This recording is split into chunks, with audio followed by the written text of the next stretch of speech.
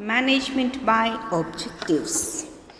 Management by objectives are also called as MBO. Students, whenever in the examination hall, if the examiner asks you write about the management by objectives, it's a very important topic. So you have to present them in a clear manner. So to present them in a clear manner, let us follow the slides.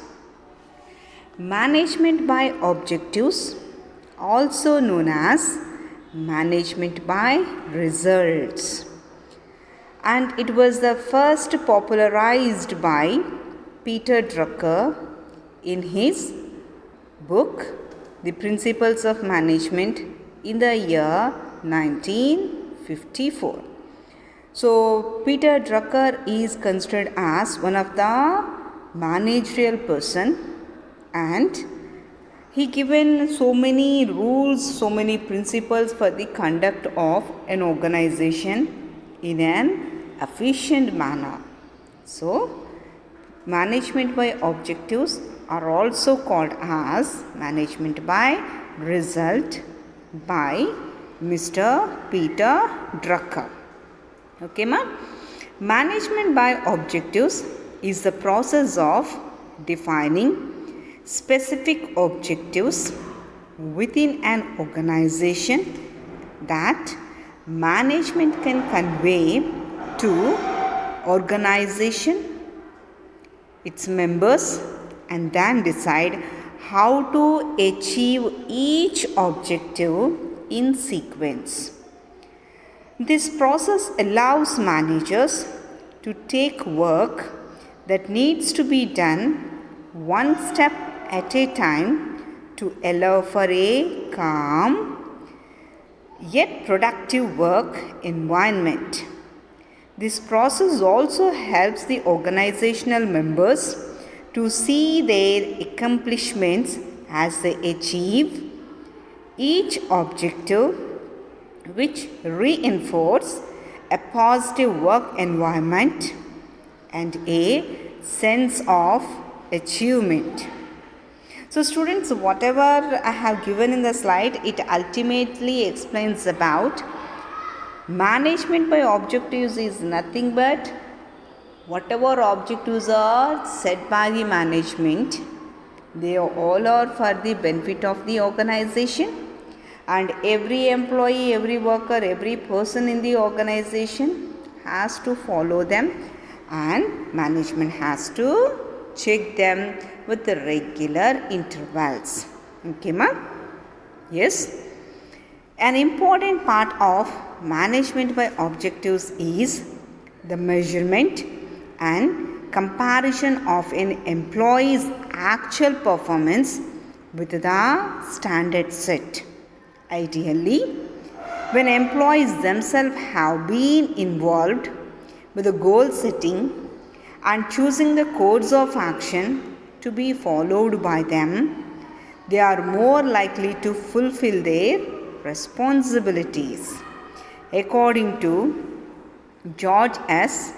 Woodhead, the system of management by objectives can be described as a process whereby the superior and subordinate jointly identify common goals, defines each individual's major areas of responsibility in terms of results expected of him or her, and use these measures as guides for operating the units and assessing the contribution of each of its members.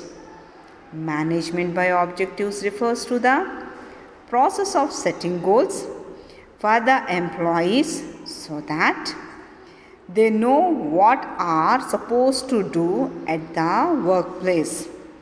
Management by objectives defines role and responsibilities for the employees and help them check out their future courses of action in the organization. Okay, ma? So let us focus in detail about management by objectives. So let us see the introduction part. Management by objectives, also known as management by results. It is a process of defining objectives within an organization so that management and employees agree to the objectives and understand what they need to do in the organization in order to achieve them. It is a systematic and organized approach that allows management to focus on achievable goals and to attain the best possible results from available resources. Okay, ma'am? So, the concept of management by objectives is closely connected with the concept of planning. Closely connected with the concept of planning. Okay, next. The concept of management by objectives was popularized by Peter Drucker. It suggests that objects should not be imposed on subordinates but should be decided collectively by a concern with the management. This gives popular support to them, and the achievement of such objectives become easy and quick. It is the most widely accepted philosophy of management today. It is a demanding and rewarding style of management. It is an approach that helps to overcome the barriers. It involves the establishment of goals by managers and their subordinates acting together. Students, when you are reading and learning this concept of management by objectives, assume that you are playing the both roles. Both roles means you are playing the role of manager as well as you are playing the role of employee in an organization. Then only you are able to catch this concept. Okay, ma'am? So that's why management by objectives is given by Peter Drucker. And here Peter Drucker would like to had stated that decisions or objectives should not only come from the management. Decisions should be made by both the people, management as well as employees, so that everyone feels that I did it, I am the part of it. Okay, so that's why it is a main motto that let everyone participate in the completion of work. And it is a widely accepted philosophy of management nowadays, and it is a demanding and rewarding style of management, and it is an approach that helps to overcome barriers in the organization, and it involves the establishment of goals by managers and their subordinates acting together. Okay, next check the definitions of management by objectives. According to Peter Drucker, management should avoid the activity trap. Management should avoid the activity trap, getting so involved in their day-to-day activities that they forget their main purpose or objective. Instead of such a few top managers, all managers should participate in the strategic planning process in order to improve the implementability of the plan and implement a range of performance system designed to help the organization stay on the right track. Similarly, another person also given the definition on management by objectives. According to George Odin, the process or a process whereby superior and subordinate managers of organization jointly define its common goals, define each individual's major areas of responsibility in terms of results expected on him, and use these measures as guides for operating the unit and assessing the contribution of each of its members. These are the two definitions. Students, now let's focus on features of management by objectives or characteristics of management by objectives. Okay, now let us focus on the features. Management by objective is an approach and philosophy to management and not merely a technique. Management is an approach and philosophy to management and not merely a technique. Another feature, management by objective is bound to achieve some relationship with every management technique. Management by objective is bound to have some relationship with every management technique. So there is no particularity. Every objective has to be reached and can be lead with management. Okay, that's called some relationship with every management technique. Another one, the basic emphasis of management by objective is on objectives. So most of the points in management by objectives are entirely or partially related to objectives of an organization. In management by objectives, the total management process involves around the objectives set jointly by superiors and subordinates. In management by objectives, the total management process involves around the objectives set jointly by superiors and subordinates. Periodic review of performance is an important feature of management by objectives. Periodic review of performance, that indicates that whatever objectives that are set by the superiors and subordinates, everyone has to check with regular intervals in regular time that whether the objectives are sorted, whether the objectives are fulfilled and they are achieved or not, will be checked by the management. Okay, yes. Next one, objectives in management by objectives provide guidelines for appropriate system and procedures. Objectives in management by objectives provide guidelines for appropriate system and procedures. Now students, let us focus on the process of management by objectives. This is very important for examination point of view. And don't learn this topic only for the examination. You can inculcate these things when you become an employee or employed in an organization or for an organization. Okay, so let us observe the process of management by objectives, students. The process consisting of a series of interdependent and interrelated steps. The process of management by objectives is a series which is consisting of interdependent as well as interrelated. It will be related to one another. So let's observe the steps.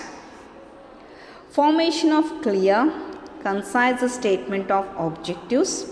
The first step is formation of clear, concise statement of objectives. The development of realistic action plan for their attainment. The development of realistic action plan for their attainment. The systematic monitoring and measuring of performance and achievement. The systematic monitoring means checking, supervision and measurement of performance and achievement. Next one, the taking of corrective action necessary to achieve the planned results, the taking of corrective action necessary to achieve the planned results. The employee is rewarded on the basis of goal attainment. The employee is rewarded on the basis of goal attainment. So these are the steps that are involved in management process. Altogether we have 5 steps. First one, formation of clear, concise statement of objectives. Second step, the development of realistic action plans for their attainment. Third one, the systematic monitoring and measuring of performance and achievement. Fourth step, the taking of corrective action necessary to achieve the planned results.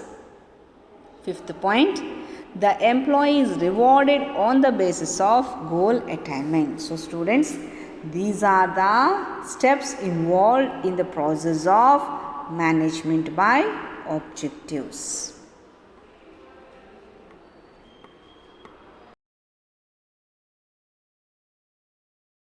Process of management by objectives. Management by objectives is used to plan goals for the employees through their own participation. The goals will act as motivational factors and help in increasing employee efficiency. The setting of goals is not a simple thing. It requires a lot of thinking and planning. So, management by objectives are generally used for setting the organizational goals. Along with the setting of organizational goals, it will take participation of all the members in the organization. The goals will act as motivational factors and help in increasing employee efficiency. The setting of goals is not a simple thing. It requires a lot of thinking and planning. So, let us observe the steps involved in the process of management by objectives. The setting of objectives require following steps. First one, setting objectives at the top. Setting objectives at the top.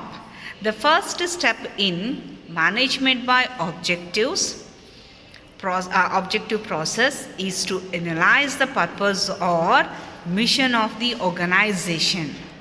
This exercise is undertaken at the top level.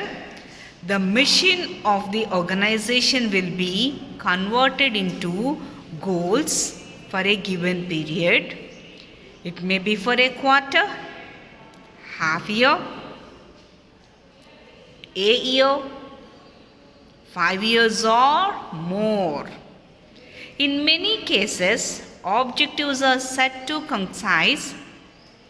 coincide with the completion of a project or with an annual budget. This may not be desirable. Some goals may be set for a short period, while some may be for a long period. Generally, as we go down in the hierarchy, the period for objective setting is short. At the operative level, the objectives may be for a week or a month. So, first step in the process of management by objectives is setting objectives at the top. The first step in management by objectives is the management has to set its objectives. The objectives may be long run or short run, and the term duration may be for a quarter, that may be for 3 months, or maybe for half year, that is 6 months, or maybe 1 year, that is for 12 months, or for 5 years. So depending upon the time consistency, They may be for long duration or short duration. And in some cases, the management objectives will set up for their projects also. Okay, ma, this is the first step. The second step, clarifying organizational rules. Clarifying organizational rules. Sometimes organizational roles are not properly clarified and specific responsibility for attaining the objectives is not fixed. There should be clear-cut assignment of tasks and fixation of responsibilities. In some cases, the responsibility of one person for a particular task may not be fixed. So let us see an example. The development of a new product may be the responsibility of research, production, and marketing managers. Such activities can be put under the overall command and a particular person, say product manager. In the absence of such a command, specific responsibilities for taking up separate tasks be given to concerned managers. So, organization's role should be clearly spelled out. So, there should be a clear-cut instructions, one manager, one instruction, and that instruction should be followed by all other. And this example, what we have taken here, this is about a new product. When we are talking about a new product, no one knows about the strategy. So we need to do research. A person has to think about its applicability, rational thinking, availability, everything. So a separate decision will become collateral decision. Okay. Yes, that is the second one. Now move to the third step of management by objectives, that is setting subordinates objectives. Setting subordinates objectives. Second one is for superiors. Third one is for subordinates. So the subordinate manager should be informed for general objectives, planning premises, and strategies of the company. The subordinate manager should be informed of general objectives, planning premises, and strategies of the company. The superior should then discuss what the subordinate about the objectives which he can accomplish. Similarly, time frame for them and the resources required.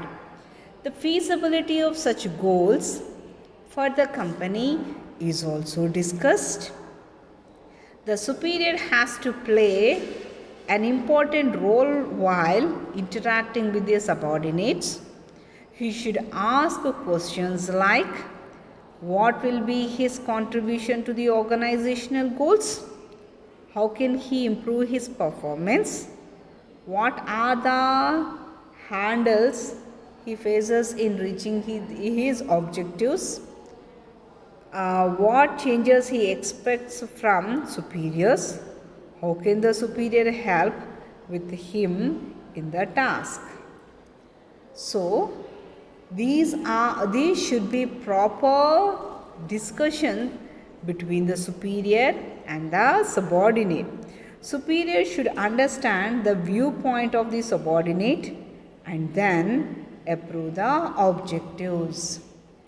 The final approval of goal must be based upon what viewpoint of the what is reasonably attained with stretch and pull, what is consistent with the goals of other managers in their functions, what is consistent with long-term objectives of the organization, and what is consistent with the available resources. Okay, ma?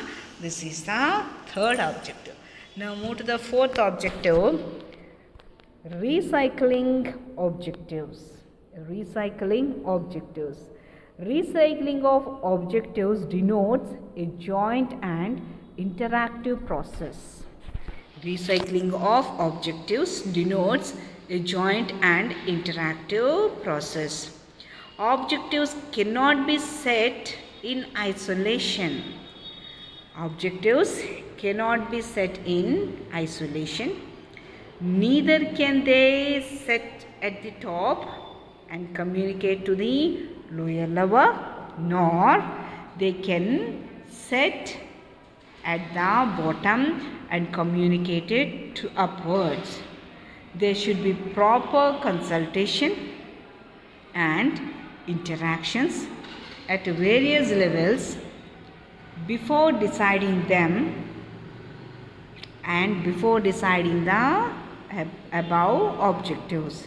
The objectives set by an individual department may be higher than the expectations of higher management, but still they may not reconcile with the objectives of other departments.